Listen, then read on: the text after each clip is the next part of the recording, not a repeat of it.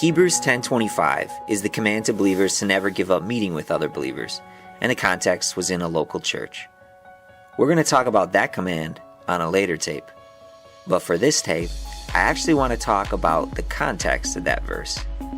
In its context, it's actually connected to the previous verse, Hebrews 10:24. That previous verse gives us a command too, but it's a different command. A command to carefully think about one another.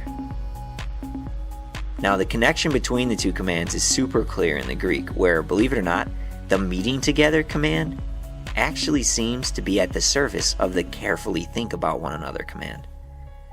So we should meet with each other, partly because it helps us think about each other, at least more carefully.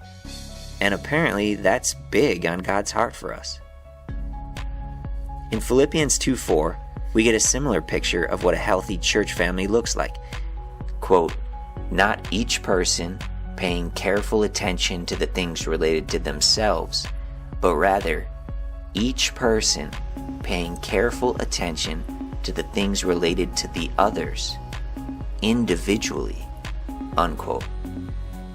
Both of these commands picture brothers and sisters in a church family living lives that involve carefully thinking about other brothers and sisters in their family, even at the individual level.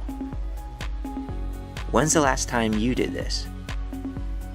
When's the last time you took a notebook and the name of one brother or sister in your church family and went out to a coffee shop to just brainstorm and think about that person and the stuff in their world carefully, individually, thinking about things like how you might build them up, how you might help build up their love and their good deeds, or how you can serve them in some way?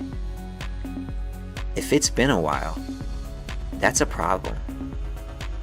God wants us carefully thinking about each other. I don't know why, but it's clear. And from Hebrews 10:25, we learn that meeting together is connected to that. It makes sense if you think about it, because the more time you spend with people, the richer and broader the data you have for thinking about them.